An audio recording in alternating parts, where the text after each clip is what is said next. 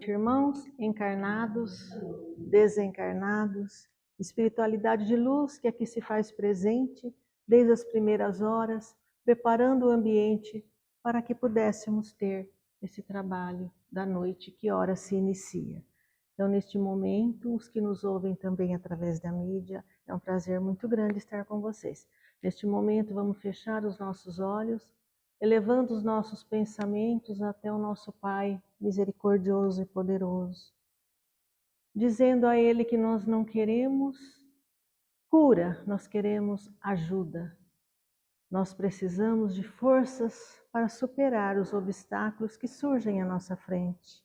Não queremos nos acovardar diante deles, porque somos fortes e estamos visando o objetivo. Os obstáculos, sabemos que o Senhor irá nos estender a mão para que possamos passar por eles. Que as palavras da noite possam nos orientar um pouquinho mais em direção à evolução, que é exatamente isso que viemos buscar nesse planeta, a nossa evolução espiritual. Que assim seja. Meus irmãos, eu preparei para a gente estar conversando na noite de hoje o parentesco espiritual e o parentesco corporal. Então, o que é um parentesco? Eu tenho certeza que se nós colocássemos aqui uma fichinha para cada um, para colocar, está tudo bem, o parentesco está tudo em ordem, é do jeitinho que pediu a Deus, a gente sempre diria, não, tem um que não está muito bem não, outros tem 2, outros tem 3, outros tem até mais do que isso. Então, o que é um parentesco corporal? É aquele consanguíneo, é aquele que tem o mesmo sangue nosso. É o pai, é a mãe, é o irmão, é o filho, é o avô, é a avó. Esse forma um parentesco corporal. O corpo procede do corpo. E o espiritual? O espírito não procede do espírito. Um pai pode ser maravilhoso em qualidades espirituais, mas ele não passa isso para o filho. Ah, lá o filho nasceu com a qualidade do pai. Diferente do corporal, né? Olha, puxou o pai, né? A cor dos olhos do pai. Olha, o jeitinho da mãe. Então, são situações, qualidades genéticas. Ah, herdou tal coisa do avô. Já o espiritual não tem isso.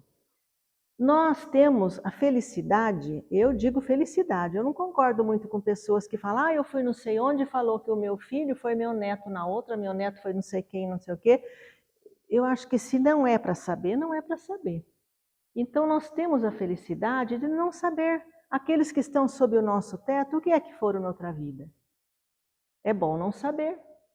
Você já imaginou se você fica sabendo que aquele filho tão bonitinho nasceu, olha que coisinha linda, nossa, mas na outra vida ele acabou comigo. A gente vai ter prazer em estar, a gente fala, mas que coisa, não, como que pôde? Porque o que é a criança? É uma embalagem, como nós também somos uma embalagem do espírito. Mas e o espírito quem é? Ninguém sabe. Pode ser um espírito milenar, muito mais evoluído do que o pai, do que a mãe, do que os outros irmãos que já tinham nascido antes dele. Não se sabe. E como é que funciona a coisa? A família é aleatória? Você agora vai reencarnar naquela família, vê melhor lá. Vai lá. Não, você não, fica naquele lugar. Não é assim. É muito bem preparado, muito bem estudado e nós participamos desse planejamento. A gente faz a escolha. Tem gente que é assim tão ousado que fala, na outra encarnação eu tirei a visão de tal pessoa, agora eu já quero nascer cego, assim eu já lhe cuido tudo, que nem conta de banco. Já quero pagar logo, para não ficar com nenhum saldo negativo. Mas não é assim que funciona. Deus misericordioso, Ele tem a piedade de falar, não, você realmente errou. Mas vamos devagar, vamos em suaves prestações, não é? Quantos aqui, quantos? Eu fui assim também e levei uma maravilhosa. A gente se pergunta, por que eu? Por que comigo? Aquela lá, ó, a vida inteira foi de uma bagunça só. Olha o casamento bom que ela fez. Eu só estudava, trabalhava. Não vi nada de bom acontecer comigo. Aí chega uma hora na vida que você fica pensando tanto naquilo, a espiritualidade te ajuda, aí você sonha. Aí você fala, não acredito, não, foi só sonho, foi só sonho. Aí você começa a montar o quebra-cabeça, você vê que foi uma orientação realmente verdadeira. Só para vocês terem uma noção do que eu estou falando, eu me casei aos 23 anos, a minha vida escrevia numa linha. Nasci, estudei, cresci, casei. Ah, que beleza, tudo certinho, bonitinho.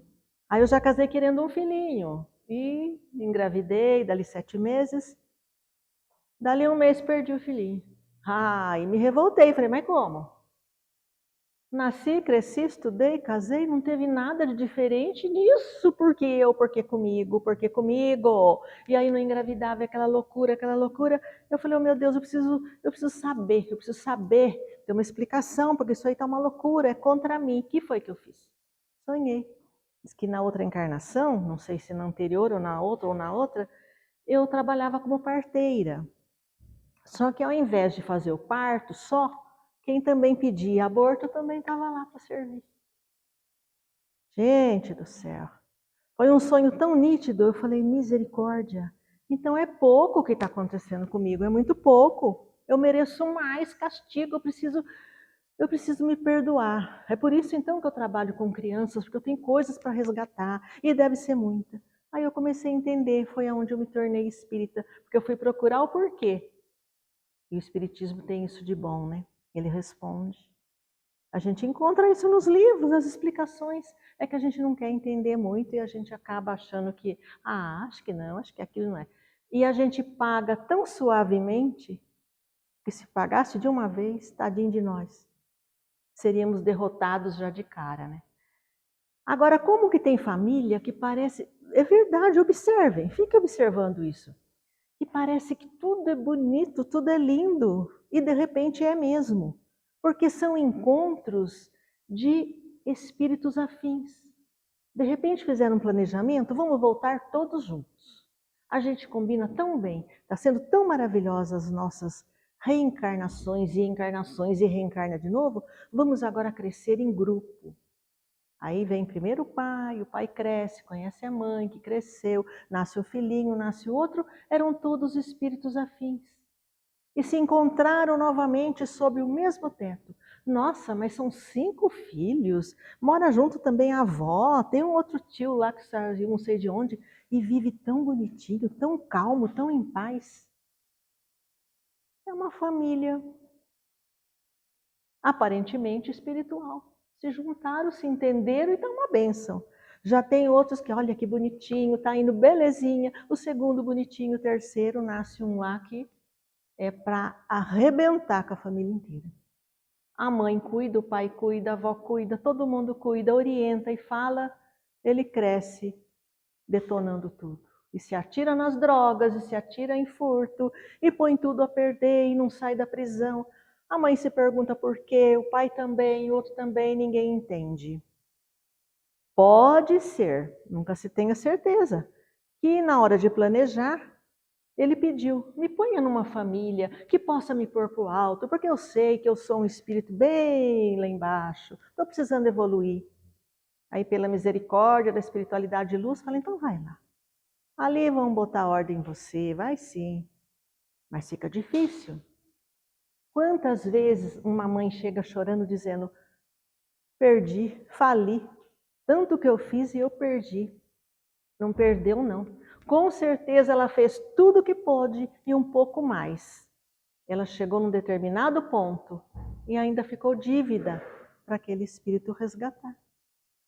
Numa próxima, talvez volte ali com aquela, não se sabe. Nós nunca sabemos por quê, mas tem motivo. Por que a gente às vezes gosta tanto, mas tanto de uma pessoa que mora ali com a gente fala, mas será que na outra vida foi meu pai? É um carinho paternal. Será que foi o meu marido? É diferente. É a afinidade que juntou no mesmo teto. Ah, tá. Mas e aqueles que a gente nunca nem viu? De repente foi num centro espírita Nossa, mas acho que eu conheço a pessoa. Conheço. Não acontece isso muitas vezes? Conheço. De onde? Eu não sei. Aí, de repente, começa a conversar, as ideias se cruzam, tem quase que os mesmos objetivos de vida, se torna uma amizade tão gostosa. Isso na academia, no clube, em lugares qualquer que se encontram, nos lugares mais improváveis, a gente conhece alguém. Um colega de escola e se torna amigo tão, mas tão querido, que a gente tem prazer de estar junto. Mais do que um irmão que nasceu ali embaixo do mesmo teto, filho do mesmo pai, da mesma mãe, mas as coisas não se juntam. Então, qual é a nossa função?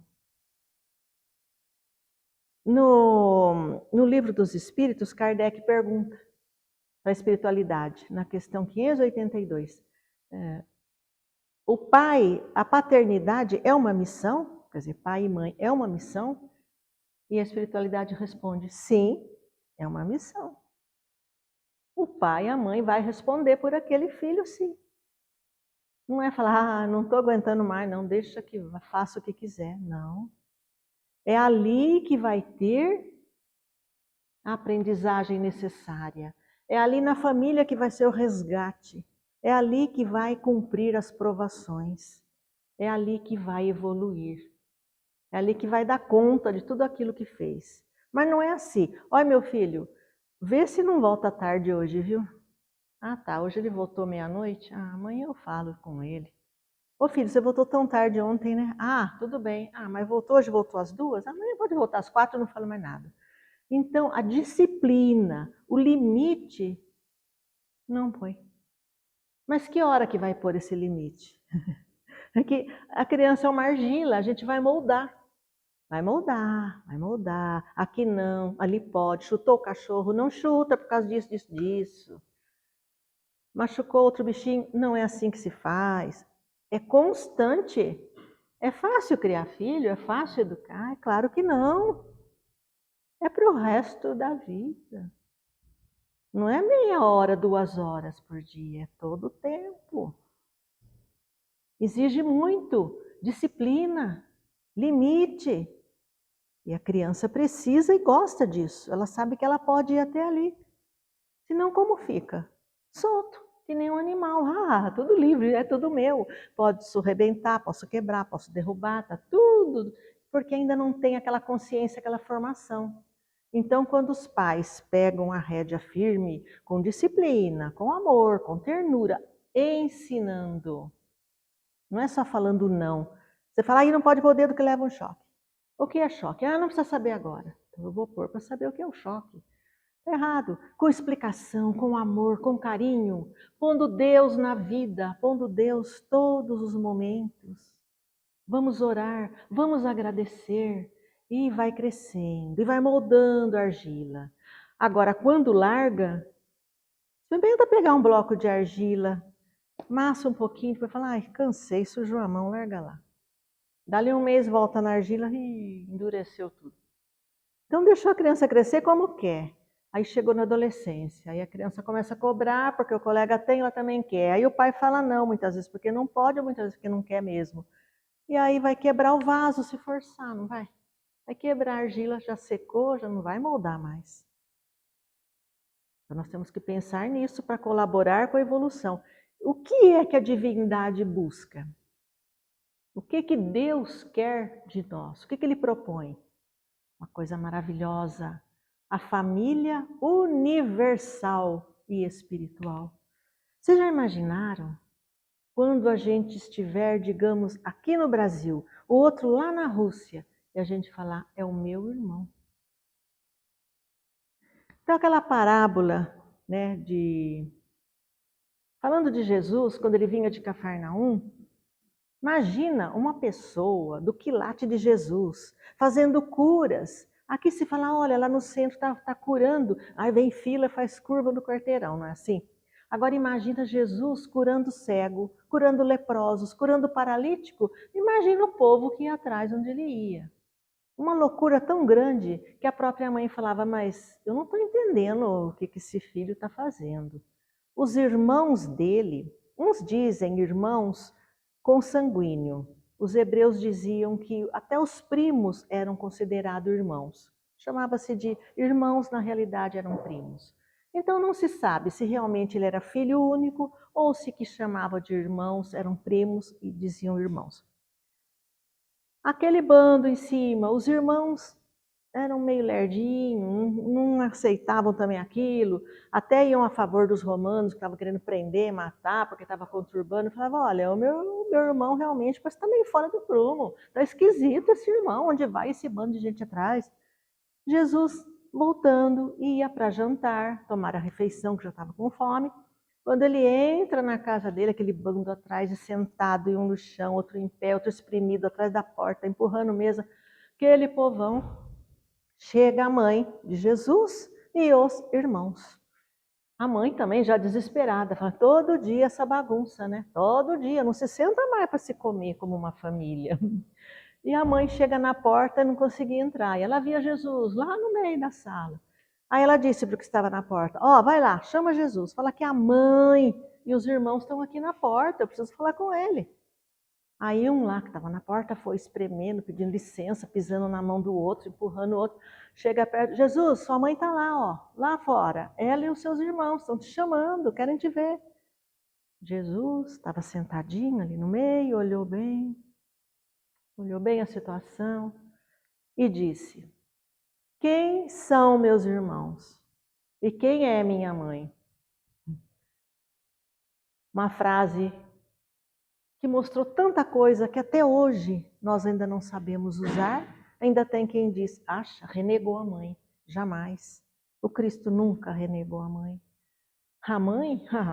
A mãe foi renegada pelo filho. Mas que coisa, a mãe também nunca desprezou o filho, nunca renegou o filho. Só ficava assustada de ver aquilo, ela não entendia muito bem o que estava acontecendo. E a partir daí, a gente deveria dizer, não, agora as coisas vão mudar. Se todos que são irmãos e mãe, porque é filho do mesmo pai, então eu tenho que aprender que todos são meus irmãos. Quem é minha mãe? Aquela que faz a vontade do Pai, a vontade de Deus. O meu irmão, a mesma coisa. Então aí entra o que ele trouxe, a mensagem que resume numa única palavra, o amor. Então se eu amo, eu respeito, eu cuido, eu compreendo, eu tolero. Será que nós fazemos isso? Vocês perceberam que está cada vez mais a coisa voltada para o egoísmo? A gente abre o Face e está lá, que eu tenha muita saúde, eu e minha família, bom dia. Que você seja muito feliz, minha família também. Quer dizer, e os outros? Deus abençoe o meu filho que entrou na faculdade. E os outros? Então reduz muito. Então só está pensando ali, em volta de si. E se eu não conseguir amar quem está embaixo do meu teto, está comigo na mesma casa, como que eu vou amar o que está lá fora? Como que eu vou compreender com a dor que a mãe que está lá no Japão perdeu um filho, está sentindo a mesma dor que aquela mãe que está na Inglaterra, que está no Uruguai, que esteja onde estiver? É a mesma coisa. Não existe diferença. Ninguém é melhor, mas também não é pior. Tem gente que fala, eu não, eu não dou para isso não. Todos nós, basta querer. Basta arregaçar a manga e falar, agora eu vou à luta, agora eu vou fazer. Eu vi uma palestra terça-feira lá no nosso lar, eu fiquei pensando, acho que vocês conhecem o Ricardinho, ele que falou. Ele falou, por que será que não se vê mais assim comercial? Tome Coca-Cola, veja Coca-Cola. Por quê? Porque todo mundo já conhece. Todo mundo já tomou. Não é verdade? Então por que nós ainda temos que reunir pessoas para ficar falando das palavras do Cristo?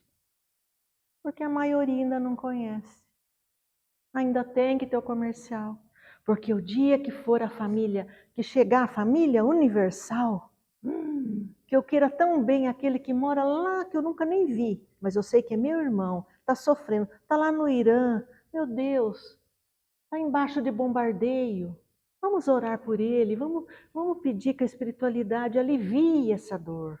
é uma prova, que passe essa prova com força, né? Não é falar, tão longe, ainda bem que é longe, né? Porque se fosse perto, eu não sei o que eu ia fazer. Então, pessoal, nós temos que pensar por esse lado, o lado da caridade, o lado do amor, desenvolver isso dentro de nós. Não adianta a gente ficar lendo e relendo, porque o dia que se tornar uma família universal, ninguém mais vai querer igreja, não vai querer templo, não vai querer centro, não vai querer nada, porque já sabe. O que eu vou fazer lá? Eu já sei o que eu tenho que fazer. Eu tenho que amar, eu tenho que ajudar. Olha o trabalho lindo que eu vi que vocês estão fazendo aqui, arrecadando coisas. Mas ninguém está pensando em vender, está pensando em acudir aquele que precisa. É exatamente isso que nós temos que fazer na nossa vida. E a gente muitas vezes vê pessoas jogando coisas assim no chão, outro viu que jogou, o que jogou deixa, o que viu que jogou não pega também. Então a gente já não colabora nas pequeninas coisas. Não é verdade? Eu disse que nós estamos assim muito egoístas. Então tem aquela parábola do filho pródigo que mostra bem isso. 2 filhos. O mais velho era obediente, trabalhava logo cedo, ia até o sol se expor e fazia de tudo que o pai precisava. E tinha a cobertura do pai. O pai tratava os 2 muito bem. Comiam a hora que queria, comiam bem, se vestiam bem. Estavam tudo assim bonitinho, parecia que estava na paz. Até que o mais novo falou assim: ah, não, isso não é vida para mim. Eu quero a minha parte. Pai, eu quero a minha parte. O pai bondoso, esse pai, Deus, né? Uma metáfora. Deu a parte dele. Tá aqui sua parte. Catou lá a mochilinha cheia de moedas, botou no ombro as coisinhas dele e foi. Foi curtir a vida. Caiu na orgia, na bebedeira, nas festas, arrumou muitos amigos. A gente não arruma muitos amigos quando tudo está fácil? Nossa, uma belezura. Amigo de todo tipo, de toda cor, de todo tamanho. Até que um belo dia, acabou o dinheiro. E agora? Eu não vou voltar para casa não, eu vou arrumar um emprego aqui, resolvo e vou ficar numa boa de novo. Ah, eu vou sim. Não conseguiu. Aí encostou lá num grande fazendeiro, foi pedir humildemente, arrumou um emprego e começou a trabalhar. Mas ele falou, isso aqui não é para mim, isso aqui está muito pesado. Eu estou aqui junto com os que trabalham como escravo.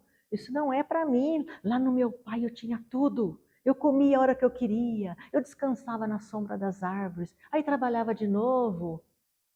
Como eu fui ingrato. Então aí brotou o arrependimento, que é o primeiro passo que a gente faz quando a gente toma consciência que errou.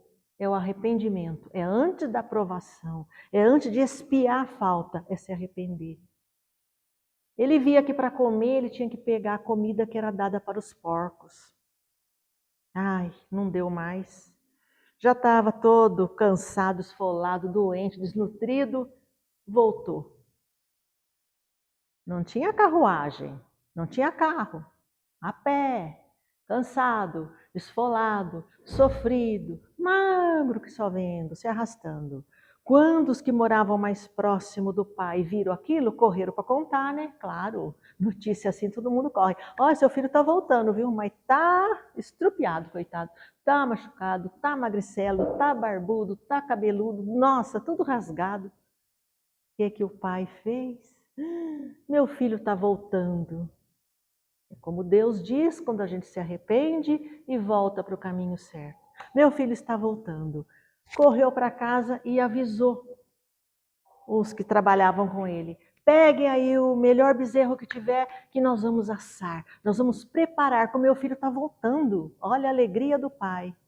O outro estava ainda na roça, carpindo, o mais novo.